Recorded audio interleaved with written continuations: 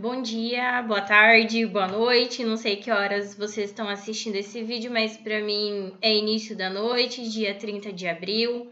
Tô gravando esse vídeo para os terceiros anos A e B, para a gente dar sequência no conteúdo. Então, eu vou explicar para vocês a próxima matéria, que é o modernismo em Portugal. Em anexo estão os slides, nas instruções tem os passos das atividades que eu preciso que vocês realizem, também vou falar sobre elas aqui no vídeo. Mas daí vocês vão fazer e daí vai ter uma data para vocês entregarem que vai estar aí no Classroom pré-determinada, certo? Então, vocês vão precisar dos slides para ir acompanhando e também do livro didático. Esse conteúdo do modernismo em Portugal tá da página 59 até a página 72, tá? No livro didático. Então, eu vou abrir os meus slides agora, então daí a gente já continua. Então, para a gente se situar, o modernismo em Portugal, ele vai ser uma sequência das vanguardas europeias. A gente teve todos aqueles movimentos de vanguarda que surpreenderam o público, redefiniram os padrões em arte, e daí é necessário surgir um movimento mais consolidado, né? Que a gente vai dar o nome de modernismo, então vamos lá.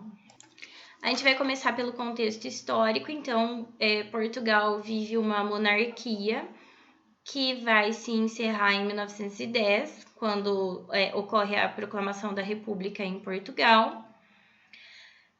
O país vai ser extremamente influenciado pelo fascismo italiano. A gente vai ver a ascensão de um movimento chamado integralismo, que vai ter ligações com esse fascismo. Em 1926 começa o Estado Novo em Portugal. A gente chama esse período de ditadura de salazarismo e ele vai de 1933 até 1974. O modernismo termina em 1974, quando termina essa ditadura salazarista em Portugal. Vão observando os slides e pensando no nosso momento atual, se não tem determinadas semelhanças entre o momento que a gente está vivendo aqui no Brasil e esse momento aqui de Portugal. Então, aqui tem uma propaganda da campanha salazarista. Votar com Salazar é garantir a paz e o pão. As características do salazarismo, então, foram nacionalismo, tradicionalismo, corporativismo, autoritarismo. Era um movimento antidemocrático, colonialista, anticomunista, aversão ao comunismo e antiparlamentarismo. Esse movimento integralista e esse salazarismo, eles começam a ficar impopulares com o tempo, porque eles tinham uma ala muito conservadora que não permitia fazer as mudanças necessárias, as reformas. E, por causa disso, o exército sente que precisa intervir para poder organizar a sociedade. Esse momento ele é chamado de Revolução dos Cravos, ele acontece em 74, e daí ele vai pôr fim nessa ditadura do Salazar, e Portugal, a partir de 74, passa a viver uma democracia novamente. É esse o fim do modernismo lá em Portugal. Então, o modernismo vai tratar basicamente desse período de ditadura. Então, a gente organiza ele cronologicamente de 1915 a 1974. Ele surge por causa das novas concepções estéticas que surgem lá na Europa com as vanguardas, então eles são um desdobramento das vanguardas europeias. As principais características do modernismo português é que ele vai ser muito irreverente, contestador e anárquico. Ele vai romper com os padrões de linguagem, de arte. Para nós, o que interessa mais é a literatura, né? O nosso foco é a literatura, então a gente vai estudar muito a linguagem desse período. Ele vai contestar tudo que veio até então, vai contestar simbolismo, parnasianismo, e esse modernismo ele vai se dividir em 4 correntes. Assim como acontecia com as vanguardas, que publicavam os seus manifestos em revistas de arte, o modernismo também, ele vai publicar suas ideias sempre em revistas de arte. E daí essas 4 correntes são de acordo com as 4 grandes revistas que circularam em Portugal nesse período, que eram revistas de arte, que traziam os poemas, as obras dos artistas da época.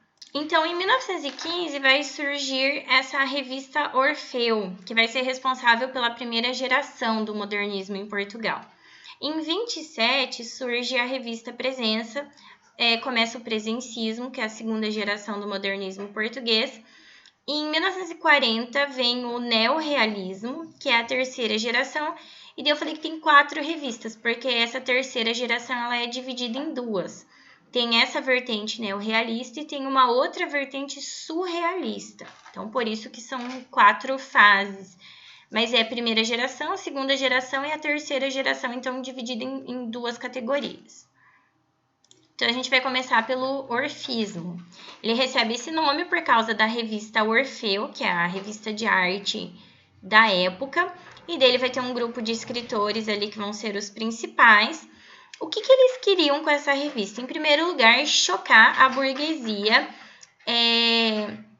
ofender a burguesia por vezes, né, fazer a crítica desse segmento da sociedade. Eles chocam também porque eles vêm com um tipo de poesia muito diferente daquela que as pessoas estavam acostumadas. É uma poesia que não tem rima, que não tem métrica fixa, muito associada com o futurismo, tem características do futurismo. Isso choca o público, né? Não é o que eles esperavam de uma revista de arte. Então, assim como no movimento futurista, eles vão exaltar a velocidade, a eletricidade, eles vão falar muito dos motores, das máquinas, das indústrias. Eles são contra o passado, contra a tradição, muito irreverentes. Isso lembra muito o futurismo, que também pregava que tinha que destruir os ícones, lembram, né? Que era um movimento iconoclasta. E eles vão começar a falar muito da metafísica. Lembrem bem dessa palavra, entendam o que ela significa, porque a gente vai falar muito de metafísica no modernismo, tanto no português como no brasileiro. Metafísica é o que está além da física, além do mundo material. Então, é aquele mundo das ideias, são as coisas que a gente pensa sobre a vida, sobre o mundo. Quando eu começo a pensar muito sobre as coisas, isso vai além da física, além do mundo material. Então, são assuntos metafísicos. É o mundo das ideias. Então, a gente vai sentir muito a presença das vanguardas aí nessa primeira fase do modernismo em Portugal. A segunda fase chama presencismo, por causa da revista Presença, vai ser a revista famosa do momento. E vai ser uma fase bem intimista, que eles vão se voltar muito para si mesmos, falar muito dos sentimentos. Lembra, em partes, o romantismo, em alguns aspectos, assim. Mas continua aquela história que não precisa ter rima, não precisa ter métrica fixa, a poesia não cabe numa forma, então ela precisa ser livre. E essa fase termina com a Segunda Guerra Mundial. Quando o mundo se prepara para a Segunda Guerra Mundial, a gente põe fim nessa segunda fase. Nós vamos agora falar da terceira fase. Então, a primeira vertente da terceira fase, que é a vertente neorrealista. Essa vertente surge quando o mundo se prepara para a Segunda Guerra Mundial. A Europa está numa crise muito forte. E o neorrealismo vai criticar bastante o presencismo, que foi o movimento, a fase anterior do modernismo. Porque ele vai dizer que os presencistas eles são muito voltados para eles mesmos, então eles são muito egoístas. Então, o que vai marcar o neorrealismo vai ser a literatura engajada. O que é isso? O que é literatura engajada? Aquela literatura voltada para os problemas sociais. Então, eles vão falar de problemas econômicos, de problemas políticos, eles vão conscientizar sobre os males da censura, como a ditadura é ruim, eles vão criticar essa falta de liberdade, eles vão falar muito mal da guerra, dizendo as consequências negativas de uma guerra. E daí, como eu disse para vocês, A terceira fase do modernismo tem duas vertentes. A segunda vertente, então, é o surrealismo. O surrealismo vai se ligar muito com a vanguarda surrealista, então eles vão ser adeptos dessa escrita automática de você escrever conforme as ideias vêm na cabeça sem se preocupar muito com a lógica. Então eles vão retratar muito o universo dos sonhos, as coisas irracionais, os devaneios, bem lembrando bastante o simbolismo, que foi o movimento anterior, e a vanguarda surrealista. E quando a gente fala em modernismo em Portugal, o nome mais importante, sem dúvida, é Fernando Pessoa. Ele é considerado o maior escritor em língua portuguesa do século XX. A história da vida dele é muito curiosa e é legal a gente saber essa biografia porque ela explica muito da produção poética do Fernando Pessoa. É bem difícil desvincular a produção dele da biografia. Fernando Pessoa era um cara extremamente tímido, na dele, tinha poucos amigos, mas aqueles poucos amigos relatam uma inteligência fora do comum. Então, Fernando Pessoa era extremamente inteligente e ele era um escritor compulsivo. Em todos os lugares em que ele estava, o que ele tivesse à mão, ele pegava para escrever. Se fosse um guardanapo de papel, um rascunho, um panfleto, tudo era motivo para ele escrever. E ele ia guardando todos esses papéis, ninguém sabia o que ele fazia com isso, mas ele estava o tempo todo escrevendo e os amigos muito impressionados com a inteligência que ele demonstrava a respeito de tudo. Mas se ele não mostrava essa produção para ninguém, como que ele se tornou um poeta famoso, reverenciado, é considerado o melhor do século XX? Ele tinha uma arca no pequeno quarto onde ele morava, vocês podem ver aqui na imagem a arca dele. Quando ele morreu, pobre, anônimo, sem muitos amigos, resolveram abrir essa arca. E quando abriram essa arca, ficaram espantados com a quantidade da produção dele e principalmente a qualidade dessa poesia. E aos poucos, os leitores desses rascunhos foram percebendo que o Fernando Pessoa ele tinha uma característica muito peculiar na hora de escrever. Ele usava uma espécie de pseudônimo nessas escritas. Vocês lembram? Pseudônimo é quando o autor assina com um outro nome, ele não usa o nome dele. Mas eles perceberam que o fenômeno ia além disso. Não só ele assinava com nomes diferentes, alguns poemas tinham uma assinatura, outros poemas tinham outra assinatura, como também percebeu-se que essas personalidades literárias tinham características muito diferentes entre si. Quer dizer que quando ele assinava com um determinado nome, ele escrevia de um jeito. Quando ele mudava de nome, mudava completamente o jeito de escrever. Parecia que outra pessoa tinha escrito aquilo, não tinha as mesmas características. Então, os estudiosos, eles ainda não têm um consenso de quantos heterônimos o Fernando Pessoa criou, mas eles dizem que são mais de 100 heterônimos, fora o ortônimo, que é ele mesmo, né? A gente costuma estudar os principais heterônimos dele, a gente não estuda todos, porque seria muito complexo. Isso é um fenômeno único na literatura, a gente não tem notícia de outro autor que tivesse essa capacidade de mudar completamente de personalidade para escrever e criar tantas personalidades. Especula-se muita coisa, se ele tinha algum transtorno ou não, mas ele era um gênio, sem dúvida. Diz ele: se depois de eu morrer quiserem escrever a minha biografia, não há nada mais simples, tem só 2 datas, a da minha nascença e a da minha morte. Entre uma e outra, todos os dias são meus. E, de fato, Fernando Pessoa é um mistério até hoje. E a gente vai estudar essas múltiplas faces do Fernando Pessoa, começando por ele mesmo, pelo ortônimo, quando ele assinava com o próprio nome, quando ele assinava Fernando Pessoa.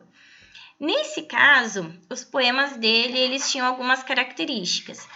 Ele gostava muito de falar sobre o questionamento do eu. O que faz com que eu seja eu? Qual é o meu eu verdadeiro? Qual é o meu papel no mundo? O que é ser eu? Ele vai falar também bastante da sinceridade do fingimento. Então, ele vai ter vários metapoemas. São poemas falando sobre o fazer poético, para dizer que o poeta finge, mas ao mesmo tempo que ele finge, paradoxalmente, ele está sendo sincero, porque ele acredita naquilo que ele faz naquele momento. E ele vai falar muito sobre Portugal, sobre a época das grandes navegações, vai fazer a exaltação do país dele. Então, basicamente, são esses os temas. Então, vamos para um poema famoso do Fernando Pessoa. Isto. Dizem que finjo ou minto tudo que escrevo. Não, eu simplesmente sinto com a imaginação, não uso o coração. Tudo que sonho ou passo, o que me falha ou finda, é como que um terraço sobre outra coisa ainda. Essa coisa aqui é linda. Por isso escrevo em meio do que não está ao pé. Livre do meu enleio, sério do que não é. Sentir, sinta quem lê. A gente tem ali 5 perguntas, que são aquelas perguntas que eu costumo fazer em sala e escolher os estudantes para irem respondendo.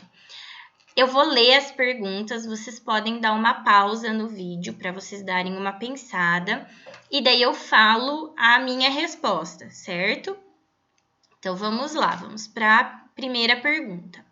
Na primeira parte do poema, o eu lírico nega o uso do coração. No entanto, afirma que também não mente nem finge em seu fazer poético. Como isso é possível? Dá um pause agora, que eu já vou responder. Então, ele fala que, na verdade, fazer poesia é um exercício de imaginação. Você não está mentindo, você está imaginando. E quando ele fala que não usa o coração, quer dizer que ele não precisa ter passado necessariamente por aquilo para escrever a respeito. E tem muitos escritores, muitos artistas que falam sobre isso, alguns inclusive contemporâneos nossos. Eles dizem: eu não preciso ter sido traído para falar sobre traição. Eu não preciso ter perdido a minha mãe, por exemplo, para imaginar o sofrimento. Então, é um exercício de imaginação, né? Não é que a pessoa está mentindo. Segunda pergunta. Na segunda quintilha, que é conjunto de 5 versos, o eu lírico explica o porquê de racionalizar os sentimentos. Qual é seu objetivo? É possível concretizá-lo? Justifique com base no poema. Se você quer dar uma pensadinha, pausa agora. Então, ele diz assim: tudo o que sonho ou passo, o que me falha ou finda, o que acaba, é como que um terraço sobre outra coisa ainda. Essa coisa é que é linda. Então, para ele, o mais legal não é escrever sobre a vida dele, sobre o que ele já passou. O mais legal de tudo é você imaginar. Imaginar como seria se eu tivesse passado por isso. E daí ele faz os poemas falando justamente disso, das coisas que ele não viveu, mas que ele imagina. Terceira pergunta.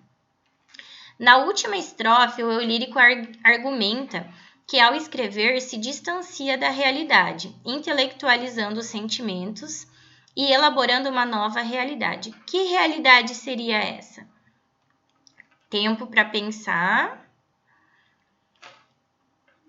Ele vai falar sobre o mundo da ficção, sobre o mundo inventado, o mundo imaginado. Então, o compromisso dele não é com o mundo real, é com o mundo da imaginação, com o mundo da ficção, que é o que nos interessa em literatura, é literatura pura, né?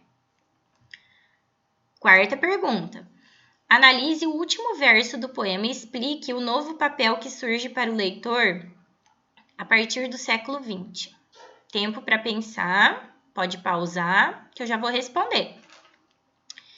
No último verso, ele diz assim: sentir, sinta quem lê. Então, o papel do leitor agora, a partir do século XX, é dar sentido para aquilo que ele lê. O poema ele não tem um sentido pronto, um sentido único. É o leitor que vai dar sentido para essa obra de arte. É ele que vai interpretar e vão ser possíveis múltiplas interpretações. Eu vou entender de um jeito, você vai sentir de outro jeito. Última pergunta. Pessoa rejeita com firmeza o sentimentalismo e com isso afasta-se de um padrão poético convencional, que, confundindo lirismo e confissão, acredita que os versos exteriorizam o que o coração sente, como expressão da alma. Que escola literária apresenta esse padrão que Pessoa rejeita? Ele está rejeitando principalmente que escola literária? Tempo para pensar.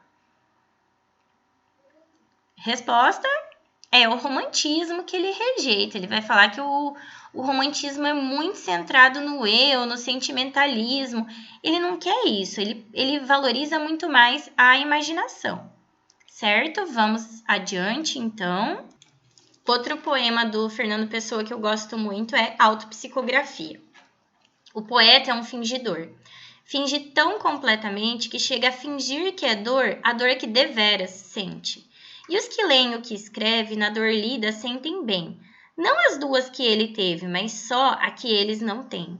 E assim nas calhas de roda, gira a entreter a razão, esse comboio de corda que se chama o coração.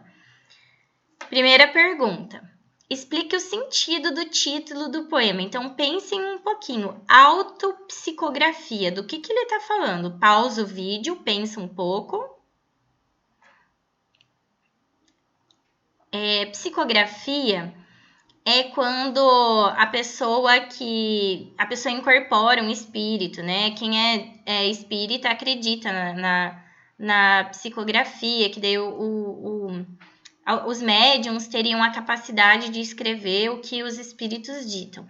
Aqui é uma autopsicografia, porque é ele mesmo que vai ditar para uma outra personalidade poética escrever. Olha que legal, né? Pura imaginação, porque ele não viveu aquilo de verdade, ele imagina. Segunda pergunta.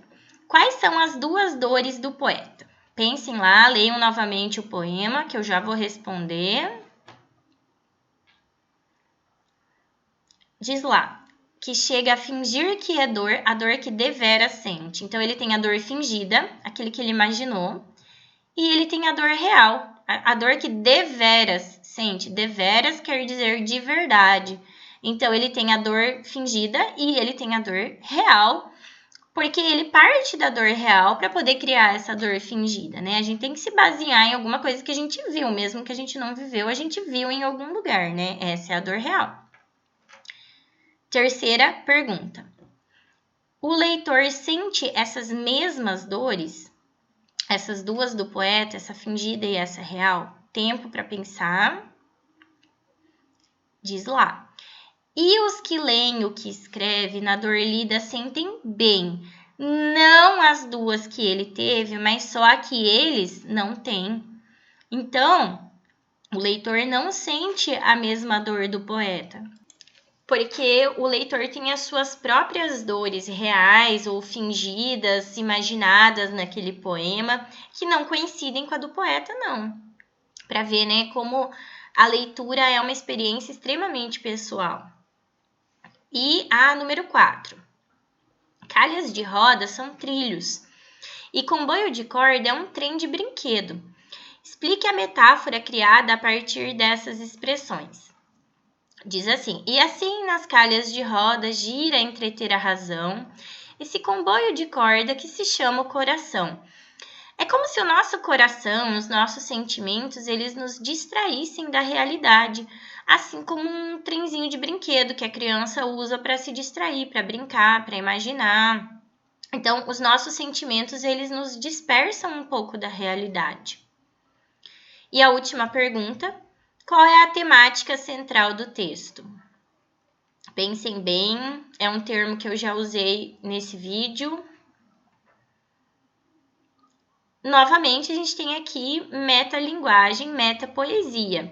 É um poema que fala sobre o fazer poético. O Fernando Pessoa tem essa característica, ele gosta muito de fazer poemas falando sobre o fazer poético. Aí na sequência eu trouxe mais 2 poemas para vocês, esses não tem perguntas, é só para vocês ouvirem e pensarem a respeito. Primeiro é o Infante. Infante quer dizer criança. Deus quer, o homem sonha, a obra nasce. Deus quis que a terra fosse toda uma, que o mar unisse e já não separasse. Sagrou-te e foste desvendando a espuma. E a orla branca foi de ilha em continente, clareou correndo até o fim do mundo. E viu-se a terra inteira, de repente, surgir redonda do azul profundo. Conquista dos mares, né, gente? A descoberta de que a terra é redonda, que dá para ir de um lugar ao outro pelo mar. Quem te sagrou, criou-te português. Do mar e nós em ti nos deu sinal. Cumpriu-se o mar e o império se desfez. Senhor, falta cumprir-se Portugal. Porque quando o Fernando Pessoa escreve esse poema, Portugal vive uma crise e ele relembra a época dourada das navegações, em que Portugal foi muito rico, muito poderoso. Então é um poema bem saudosista desse passado rico de Portugal, esse passado importante. E esse outro que eu trouxe para vocês fazerem leitura, eu acho que vocês já conhecem, chama Mar Português. Ó mar salgado, quanto do teu sal são lágrimas de Portugal. Por te cruzarmos, quantas mães choraram, quantos filhos em vão rezaram, quantas noivas ficaram por casar para que fosses nosso, ó mar. É legal porque ele fala que o mar é salgado de tanto que os portugueses choraram, porque essa conquista do mar foi à custa de muito sofrimento, muitas vidas. Valeu a pena? Tudo vale a pena se a alma não é pequena. Quem quer passar além do bojador tem que passar além da dor. Deus ao mar o perigo e o abismo deu, mas nele é que espelhou o céu. O céu, que é uma coisa tão linda, tão maravilhosa, se espelha no mar, né? Para dizer que é tão fantástico quanto, mas custa muito sofrimento para ser conquistado. Fernando Pessoa tem uma frase muito famosa, ele diz assim, navegar é preciso, viver não é preciso. E é legal porque preciso tem 2 sentidos. Preciso no sentido de ser exato e preciso no sentido de ser necessário. Quando ele fala navegar é preciso, ele está querendo dizer que é muito exato, você calcula e você chega exatamente naquele lugar. É tudo calculado na navegação. No entanto, viver não é preciso. E existe uma ambiguidade ali. Ele está querendo dizer que viver é desnecessário, ou ele está querendo dizer que viver é uma coisa sempre surpreendente, que não se pode prever, não se pode calcular. Pode ter os 2 sentidos, depende de como a gente interpreta. Essa frase dele é bem famosa. E vocês viram que aqui esses 2 que eu li são mais daquela temática exaltando Portugal, falando ali do universo das navegações. É um tema que Fernando Pessoa gostava bastante. Ele só participou de um concurso de poesia na vida. E ele ficou em 2º lugar. Com certeza, o 1º lugar a gente não sabe nem quem é, não sabe nem o nome, não sabe nada. Mas ele ficou muito frustrado por ter ficado em 2º lugar. Porque ele sabia que o poema dele era muito bom. Mas ele também sabia que ele não era compreendido pelo público ali na época dele, né? Por isso que ele morreu anônimo, pobre, ninguém conseguia entender a grandeza da poesia dele. E daí nós vamos para o primeiro heterônimo do Fernando Pessoa. Primeiro que ele criou e que foi o mestre de todos os outros. Todos os outros, de certa forma, se inspiram no mestre Alberto Caeiro. Uma das frases famosas desse heterônimo: sinto todo o meu corpo deitado na realidade, sei a verdade e sou feliz. Fernando Pessoa a vida inteira trocou muitas cartas com os amigos dele, esses poucos que ele tinha, e ele explicava muito sobre o fenômeno da heteronímia nas cartas. Ele criava a biografia dessas outras personas poéticas. Eles tinham data de nascimento, eles tinham data de morte, profissão, toda uma biografia inventada por ele. Diz ele: Alberto Caeiro nasceu em 1889 e morreu em 1915. Nasceu em Lisboa, mas viveu quase toda a sua vida no campo. Não teve profissão, nem educação quase alguma. Então, o Alberto Caeiro vai ser uma personalidade poética, um heterônimo, muito simples à primeira vista, mas por trás dessa simplicidade, ele traz uma complexidade, uma grandiosidade tremenda, tanto é que ele é o mestre de todos os outros. A complexidade filosófica dos poemas dele é algo que surpreende os especialistas. Então, ele é um homem do campo, ele é um guardador de rebanhos, ele fala que a gente tenta compreender demais as coisas, que a gente deveria experimentar mais os nossos 5 sentidos, absorver do mundo aquilo que o mundo mostra pra gente, que o grande problema dos homens e que torna a humanidade triste é querer transformar tudo em símbolos, querer que as coisas signifiquem alguma coisa, outra coisa, e ele diz que as coisas simplesmente significam aquilo ali que elas são, que a lua tá ali no céu porque tá, para iluminar, que é a gente que associa ela com o romance, com o amor, que a gente vive querendo fazer associações e que isso é perder tempo, que a gente deveria olhar para a lua, achar ela bonita, contemplar ela e não pensar sobre ela, não pensar tanto sobre as coisas. Mas por trás disso tudo existe um pensamento muito profundo. Então vamos lá para o poema 10, do Alberto Caeiro, desse heterônimo. Olá, guardador de rebanhos. Aí à beira da estrada, que te diz o vento que passa? Que é vento e que passa, e que já passou antes e que passará depois, e a ti o que ele diz?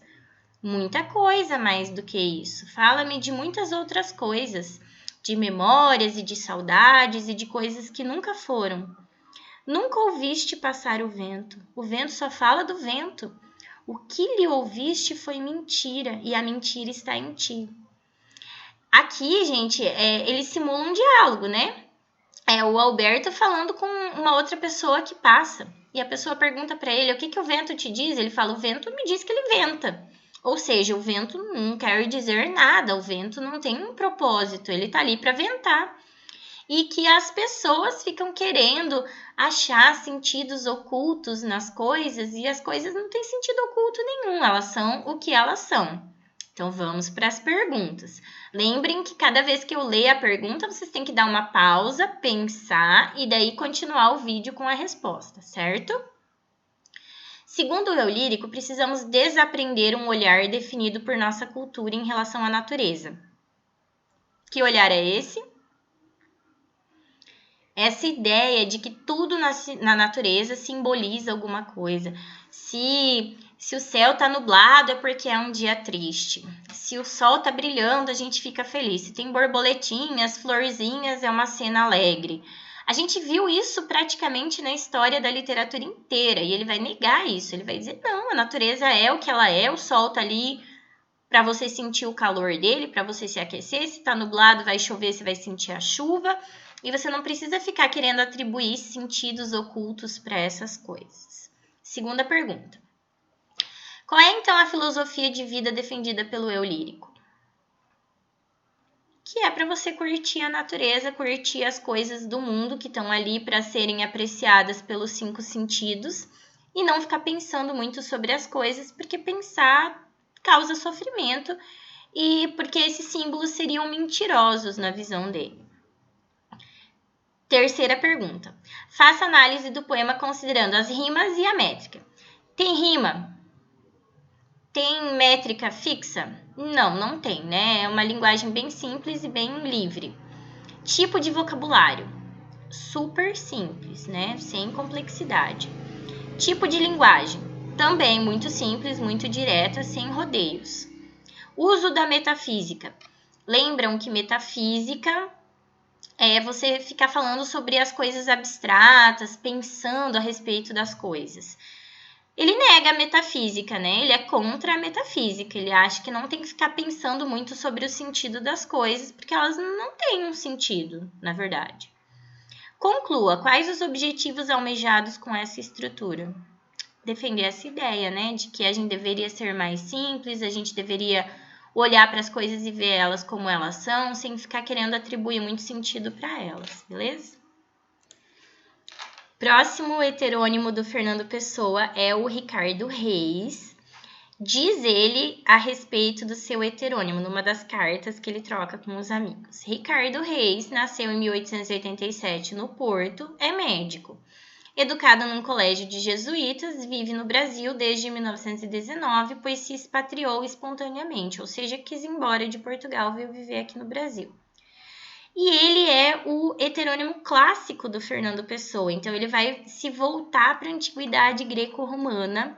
Então ele vai ser uma versão pagã, ele não vai falar muito de temas cristãos, ele prefere os temas pagãos. Ele vai retomar aquela ideia do carpe diem, aproveite o dia, para dizer que a gente tem que curtir o momento, curtir o dia, sem se preocupar muito com o futuro, nem ficar relembrando muito o passado. E ele vai adotar uma postura muito estoica, que é característica lá do mundo greco-romano. O estoicismo é uma filosofia de vida que prega que você deve fazer tudo com moderação, que você não deve amar demais, nem odiar demais, nem ter tantas posses, odiar, enfim. Que você deve viver tranquilo, suave cada momento. E ele também acha que nada que a gente faça pode afetar o curso natural das coisas. As coisas acontecem do jeito que elas tinham que acontecer e que o melhor de tudo é aceitar, principalmente aceitar as coisas ruins da vida, a morte, as adversidades, porque você se revoltar não adianta absolutamente nada. Eu vou ler para vocês um dos poemas que eu mais gosto, do Ricardo Reis. É muito bonito, porém, vocês vão reparar que a linguagem é bem mais complexa que a do Fernando Pessoa, ele mesmo, e a do Alberto Caeiro. As rosas amo dos jardins de Adonis, essas volúcres amo, Lídia, rosas. Volúcres quer dizer que elas são efêmeras, elas passam muito rápido, elas um dia desabrocha, já no outro tá murchando. E ele tem uma musa, que é a Lídia, que por coincidência é a mesma musa do Dante Alighieri, e também ela vai estar presente em muitos momentos do poema dele. Que o dia em que nascem, em esse dia morrem. A luz para elas é eterna, porque nascem nascido já o sol e acabam antes que Apolo deixe o seu curso visível. Apolo é a lua, né? A deusa da lua. Então ele fala assim, que como elas nascem de dia e elas morrem de dia, para elas o dia é eterno. Elas não sabem que existe noite. Assim façamos nossa vida um dia. Inscientes, Lídia, voluntariamente, que a noite antes e após o pouco que duramos.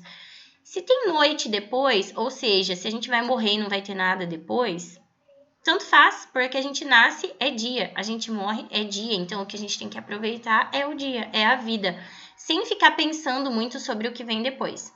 Eu quero corrigir que eu disse antes que é a mesma musa do Dante, mas não é, porque a do Dante é Laura e a do Fernando Pessoa é Lídia. Então não é a mesma, mas ele adota a musa como é costume da tradição greco-romana. Geralmente os poetas recorrem a uma musa, né?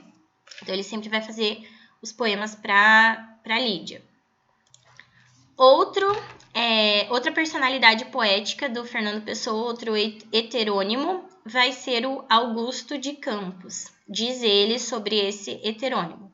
Augusto de Campos nasceu em Tavira em 1890. É engenheiro naval, mas agora está aqui em Lisboa em inatividade, está aposentado. Teve uma educação vulgar de liceu, depois foi mandado para a Escócia estudar engenharia. Numas férias fez viagem ao Oriente. Ensinou-lhe latim um tio que era padre. Então o Álvaro de Campos é muito culto. E ele é o heterônimo futurista do Fernando Pessoa. Então ele é extremamente influenciado pelo futurismo. Ele vai ser o mais angustiado, o mais amargurado. São poemas muito tristes, muito descontente consigo mesmo, muito crítico a respeito do mundo, então são poemas mais pesados. O mais famoso poema dele é Tabacaria, que é bem grande.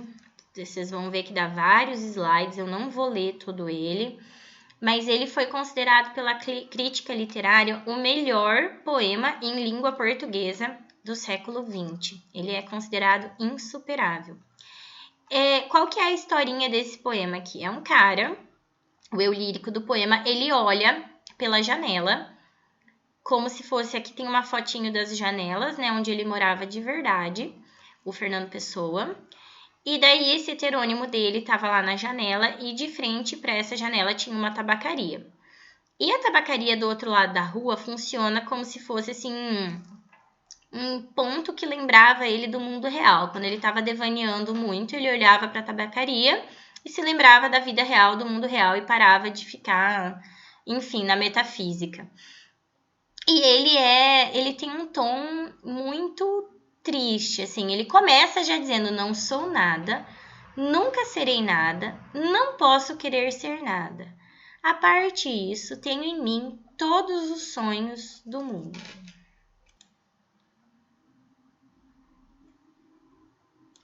Eu avancei aqui no poema, fui para uma das partes que eu mais gosto, diz assim: come chocolates, pequena, come chocolates. Porque ele repara que lá perto da tabacaria, lá na rua, tem uma menininha comendo chocolate. Olha que não há mais metafísica no mundo senão chocolates. Olha que as religiões todas não ensinam mais que a confeitaria. Come, pequena suja, come. Então ele fala assim, que assim como a gente come o chocolate porque aquilo dá prazer e é um conforto, que as religiões não seriam mais do que isso, um conforto também. Pudesse eu comer chocolates com a mesma verdade com que comes, mas eu penso, e ao tirar o papel de prata, que é de folhas de estanho, deito para o chão como tenho deitado para a vida. Quer dizer que ele nunca vai conseguir comer o chocolate com o mesmo prazer que a menininha, porque ela não pensa. Porque para ela, aquele papelzinho brilhante que ela tira do chocolate é de prata, ela acha aquilo uma joia, aquilo é lindo. Ele sabe que é de estanho, para ele não tem a mesma graça. Como tudo na vida dele não tem a mesma graça, justamente porque ele sabe das coisas, porque ele pensa demais. E ao longo do poema ele vai falando o tempo todo isso, que feliz é aquele que não pensa, que não sabe das coisas, porque daí não sofre. Outra parte muito legal é quando ele vai falar pra gente a respeito das máscaras sociais. Ele diz assim: fiz de mim o que não soube, e o que podia fazer de mim não o fiz. O dominó que vesti era errado, ali o terno, né? Conheceram-me logo por quem não era, e não desmenti e perdi-me. Quando quis tirar a máscara, estava pegada a cara. Quando a tirei e me vi ao espelho, já tinha envelhecido. Estava bêbado, já não sabia vestir o dominó que não tinha tirado. Deitei fora a máscara e dormi no vestiário, como um cão tolerado pela gerência, por ser inofensivo. E vou escrever essa história para provar que sou sublime. É legal porque ele fala assim, as pessoas acabam tomando a gente por aquilo que a gente não é e a gente não desmente e a gente acaba acreditando nessa mentira e daqui a pouco a gente já não sabe mais quem é, a gente aceita essa máscara social como se fosse o nosso eu verdadeiro, mas ele não é. E vejam que legal, né? É um megalomaníaco. Já que eu não sou bom em nada, como ele afirma que ele não é bom em nada, então eu vou ser o melhor em ser o pior em tudo. Ninguém vai ser pior do que eu. E o tempo todo ele vai se autodepreciando para mostrar que ninguém é mais coitado nem pior do que ele, porque ele tem que ganhar no final das contas, né? E para finalizar, mais um trechinho do poema, esse já é da parte final. Se eu casasse com a filha da minha lavadeira, talvez fosse feliz. Visto isto, levanto-me da cadeira, vou à janela. Por que ele fala que se ele casasse com a filha da lavadeira ele seria feliz? Será que a filha da lavadeira pensa coisas sofisticadas? Será que ela tem grandes ambições na vida? Ou ela se contenta com as pequenas coisas? Ele acha que se ele tivesse uma mulher simples do lado dele, ele poderia ter sido feliz, porque ele não ia ficar pensando tanto nas coisas. Mas como ele é um intelectual, como ele pensa, ele sofre e isso dói. Se vocês tiverem tempo e disposição, leiam o poema na íntegra, porque ele tem muitas partes legais, ele é um poema difícil, ele é fragmentado, assim, são flashes, mas que quando você termina a leitura você vai compreendendo o geral da obra. E daí pra gente finalizar, além desses 3 heterônimos, que são os mais conhecidos, assim, os mais importantes, Ainda tem o Bernardo Soares, que escreve um livro chamado Livro do Desassossego, que tem vários poemas, que ele é considerado um semi-heterônimo, porque ele tem muitas características semelhantes às do Fernando Pessoa. E ele não tem uma data de falecimento, né? O único que o Fernando Pessoa não mata. Por isso, o José Saramago, que daí já é mais perto da gente, assim, ele viveu depois, ele vai escrever um livro que se chama O Ano da Morte de Ricardo Reis, e ele vai ganhar um Nobel de Literatura por causa desse livro, que ficou muito legal.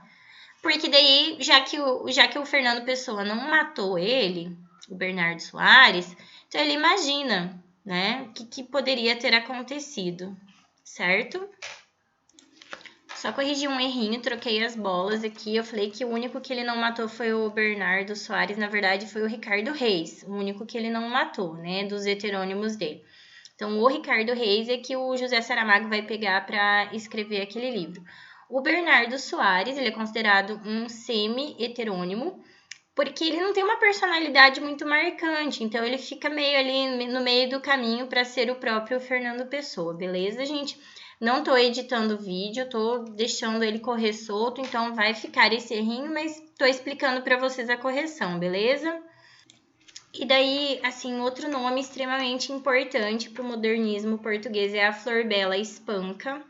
Eu não vou me aprofundar muito nela, porque a gente vai dar prioridade para o modernismo no Brasil. Eu só queria realmente explicar sobre o Fernando Pessoa, porque ele é muito importante para o modernismo, tá? E o outro grande nome, assim, que eu destacaria é o Mário de Sá Carneiro, que também vocês podem pesquisar mais aprofundadamente sobre ele. São os dois grandes outros nomes do movimento. Aí, gente, na descrição dessa atividade da segunda aula, estão os exercícios que eu quero que vocês façam, certo? Vai ter atividades do livro, vocês vão fazer todas as atividades a respeito do Fernando Pessoa, que são página 66, atividade 1, até a página 70, atividade 5. Então, vamos fazer de 1 a 5. E também na página 71 e na página 72 tem duas propostas de produção de poema de vanguarda.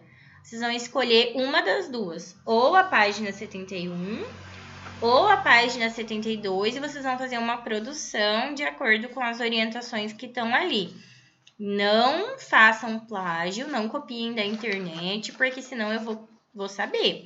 Então, vocês leiam com atenção a descrição das atividades, certo? Para fazer bem certinho, que ali vai estar escrito as páginas do livro e o que eu quero, beleza, gente? Beijo!